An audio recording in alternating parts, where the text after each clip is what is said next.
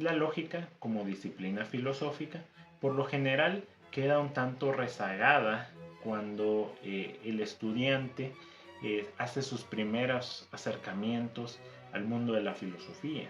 Otros temas son más atractivos: el existencialismo, la antropología filosófica, el historicismo, en fin. La lógica parece quedar eh, en el campo exclusivamente de los expertos, de los especialistas. Por eso vemos expertos en lógica modal, lógica inductiva, lógica proposicional, lógica abductiva, pero entre otras. No obstante, vengo a hablarles ahora de un libro que creo que hace una aproximación bastante interesante al ámbito de la lógica. El libro se titula El arte de la lógica en un mundo ilógico. Su autora es la británica Eugene Chen y este libro fue publicado en 2022. Entonces, a través de este video quiero hacer una breve reseña de los tres componentes que posee el libro. Estas tres partes son el poder de la lógica, los límites de la lógica y más allá de la lógica. Entrando al primer tema, el poder de la lógica, Eugene Chen hace el vínculo entre la matemática y la lógica. ¿Qué relación tiene? Pues ambas buscan la universalidad. Y la lógica, pues una de sus muchas ventajas es que trata de presentar o explicar las reglas que nos guían al consenso de la verdad. Y esto solo se puede hacer a través de conceptos que son de carácter eh, indiscutiblemente matemáticos. No obstante, eso no quiere decir que no se puedan tomar esos conceptos y llevarlos a una aplicabilidad, algo más práctico. Nosotros vemos, por ejemplo, en los deportes que existe una serie de normas, una serie de reglas que nos ayudan a medir más la eficacia de los deportistas, a medir lo justo dentro de esa actividad, y que por lo general se requiere un árbitro, un juez que determine qué tan bien aplicadas están esos procesos deportivos. Pero esos procesos deportivos tienen de trasfondo carácter lógico. Algo que resulta de gran valor para este libro es cómo se presentan para los que están iniciando en la lógica escenarios del tipo real, donde se pueden aplicar pues, los preceptos lógicos. Un ejemplo lo tenemos a través del polisilogismo. Yo les coloco aquí el polisilogismo. Quiero aprovechar a decir que esta obra yo la leí en el idioma original, el inglés. Entonces estas son traducciones de los ejemplos que encontré ahí. Entonces este polisilogismo está compuesto por 4 premisas. La primera dice: si no apoyas a las minorías que están siendo subyugadas, entonces estás dejando que el fanatismo prospere. Si dejas que el fanatismo prospere, eres cómplice del fanatismo. Si eres cómplice de algo malo, eres tan malo como eso. La conclusión es, por consiguiente, si no apoyas a las minorías que están siendo subyugadas, eres tan malo como el fanatismo.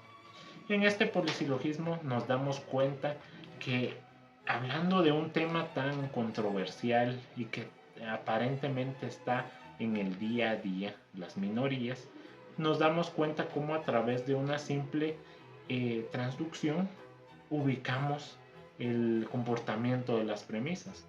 A entonces B, B entonces C, C entonces D. Por ende, A, que es la primera premisa, va a ser igual a la conclusión. Este solo es uno de los muchos ejemplos que Eugene Chen maneja para presentar los temas de la vida ordinaria a través del carácter lógico.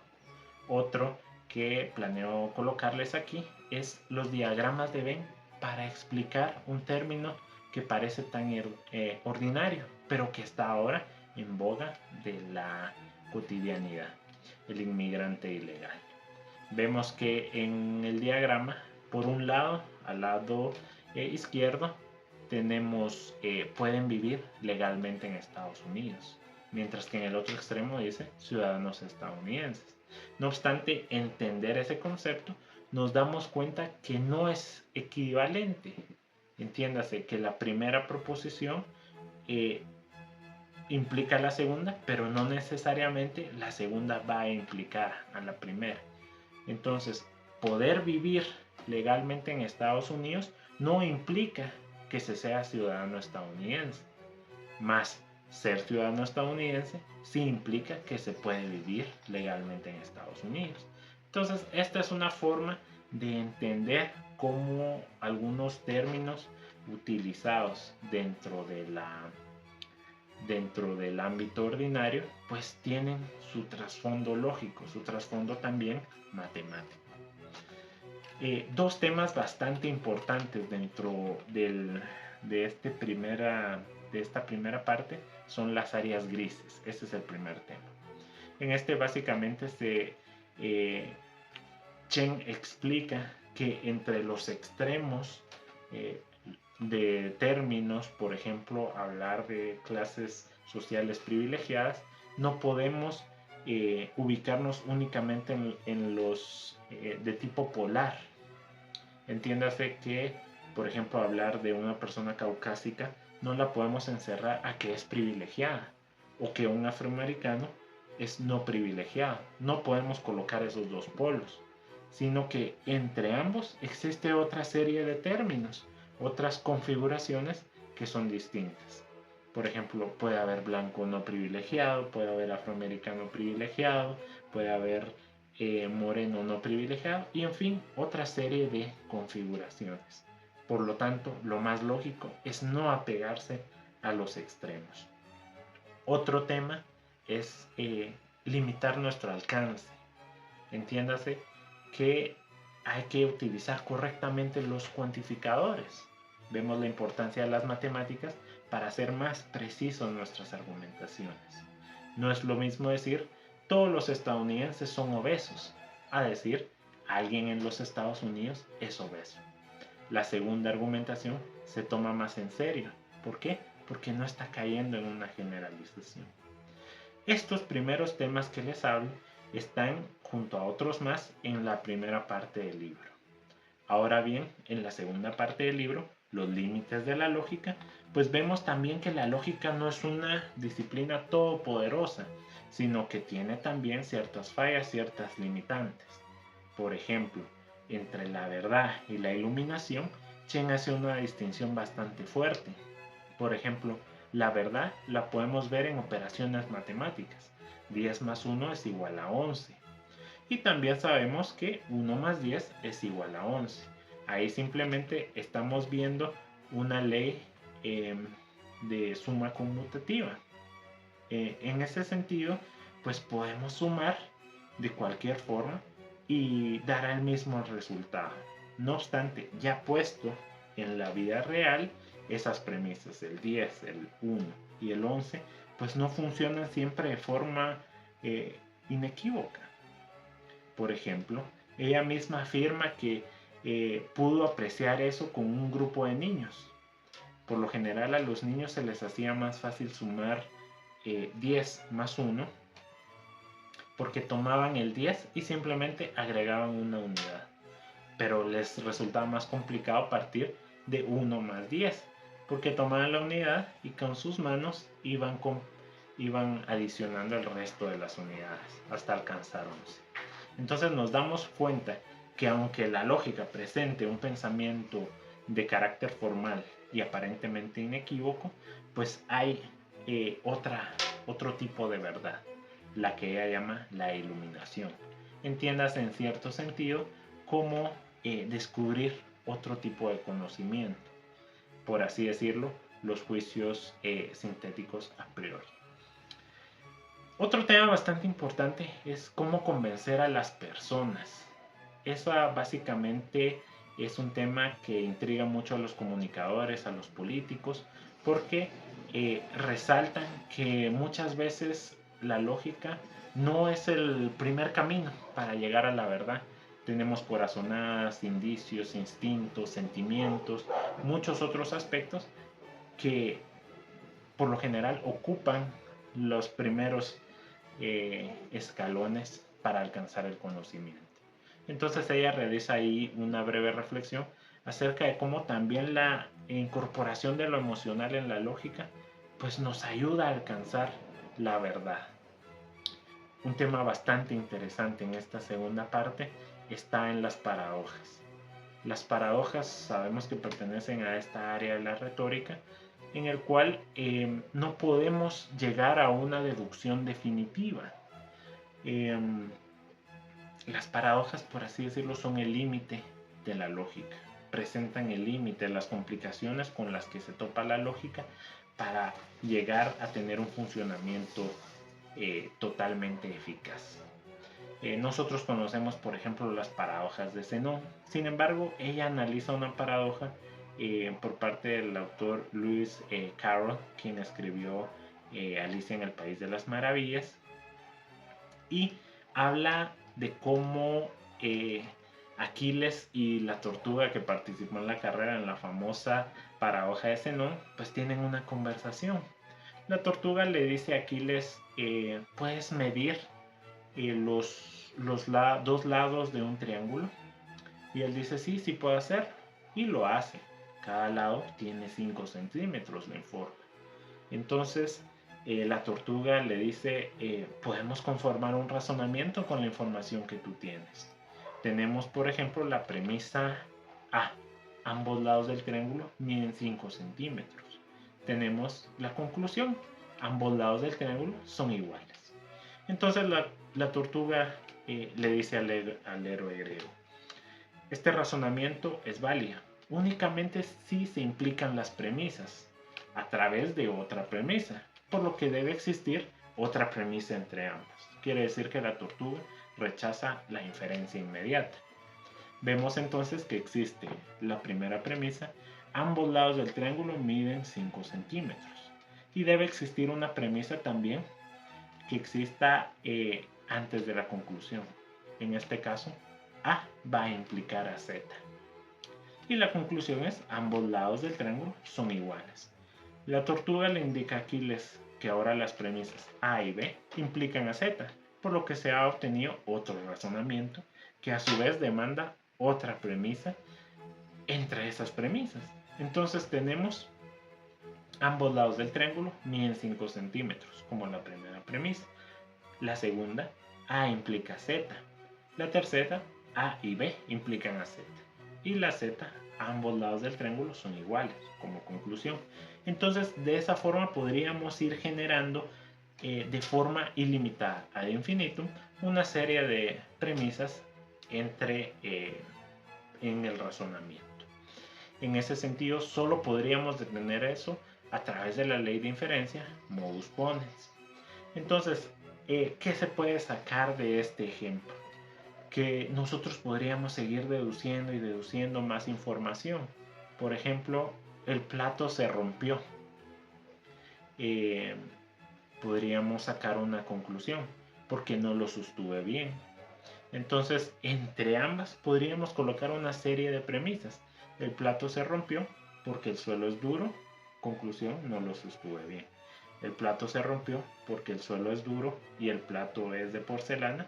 Conclusión, no lo sostuve bien. Y así ir generando infinitas deducciones sin alcanzar una conclusión final. Esta es solo una de las tantas paradojas que ella analiza y que resultan de gran valor. Ella analiza las paradojas de Zenón de Lea, de Hilbert, de Gödel, de Russell, y en cada una vemos un tratamiento de aspectos tradicionales. Quiere decir que no solo analiza la paradoja, sino que lo hace en el ámbito ordinario de la vida. Como última parte de este libro tenemos la tercera, que se titula Más allá de la lógica. Aquí es ver qué evolución debe tener la lógica, y ella se centra en el tema de la axiomatización. Los axiomas sabemos que son verdades irrefutables que sustentan el conocimiento, siempre y cuando éstas no presenten una contradicción del tipo lógico. Ella dice, bueno, tenemos nuestro sistema lógico que tiene ciertos principios que evitan que el sistema se desmorone. Iguales para el ser humano. Nosotros tenemos ciertas creencias fundamentales que evitan que nuestro sistema de creencias se desmorone. Entonces, básicamente se refiere a que tenemos que tener ciertos principios, tenemos que axiomatizar nuestro pensamiento para actuar con coherencia, no algunas veces actuar de cierta forma o de otra, sino que debemos guiarnos a través de nuestras creencias nucleares. Sin embargo, esto nos lleva al siguiente tema, a las líneas delgadas y las áreas grises. Las áreas grises ya les había platicado. Ahora, las líneas delgadas se refieren a que muchas veces la axiomatización no, no es tan sólida como en el carácter lógico. Por lo menos, por ejemplo, si habláramos del índice de masa corporal, nosotros no podemos decir, 10, 12, 14% es lo correcto, de forma universal e inequívoca. No. ¿Por qué? Porque la masa corporal es un concepto muy complejo. Hay personas más altas, hay personas que tienen mayor musculatura, por lo que no podemos determinar cuál es el número indicado. No podemos tener o alcanzar esa axiomatización. Por lo tanto, ella determina que es necesario conocer bien los conceptos antes de crear nuestro sistema de creencias. Para esto abarca también el tema de la analogía.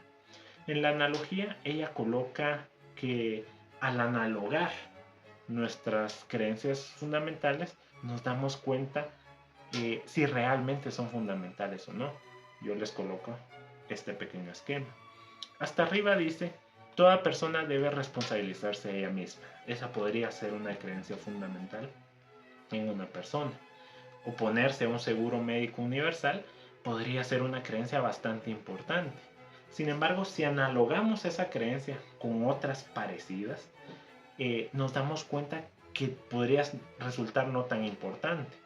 Porque si nuestra creencia principal es que toda persona debe responsabilizarse de ella misma y la analogamos con, por ejemplo, bueno, entonces no necesitaríamos una fuerza militar o policíaca para cuidarnos, tampoco necesitaríamos estructura en edificios, infraestructura, perdón, o transporte público, o en todo caso caminos, porque cada persona debe responsabilizarse. Entonces, esa conclusión pues es absurda, porque sí necesitamos todo eso. Por lo tanto, que toda persona debe responsabilizarse de ella misma no puede ser un axioma innegable en nuestro sistema de creencias. Ella abarca también la equivalencia lógica similar a la analogía para tratar este tipo de temas. Entonces, para no alargar más el video y solo presentarles una idea general, pues la autora concluye con la idea de incorporar no solo los sentimientos al estudio de la lógica, sino darse cuenta que estos no siempre resultan contrarios a las finalidades de la lógica, sino que resultan ser también complementarias. Pueden ser rigurosas y así ver una aplicación en la vida real, haciendo más atractiva a la lógica para los iniciados en filosofía. Ahora, la conclusión que yo obtuve de este libro es que el área de filosofía, pues aunque se vincula por lo general a este prejuicio de ser rígida, de ser poco interesante, vemos que en este tipo de libros podemos ver la aplicabilidad de la lógica. Entonces, Eugene Cheng cambia este prejuicio al presentar toda esta serie de aplicaciones sin dejar a un lado la rigurosidad de la lógica. Entiéndase, en este libro vamos a encontrar esquemas, diagramas, silogismos, principios lógicos, entre otras muchas cosas. Entonces considero que es un libro que puede ayudar a romper estos paradigmas de cómo enseñar o bien cómo aprender la lógica, ya que la autora buscó de forma muy sencilla y asequible presentar a la lógica como un medio para comprender mejor y con mayor precisión al mundo que nos rodea. Espero que haya sido de ese agrado. Les recuerdo que si este contenido pues les resulta útil, pueden suscribirse al canal, me ayudarían mucho.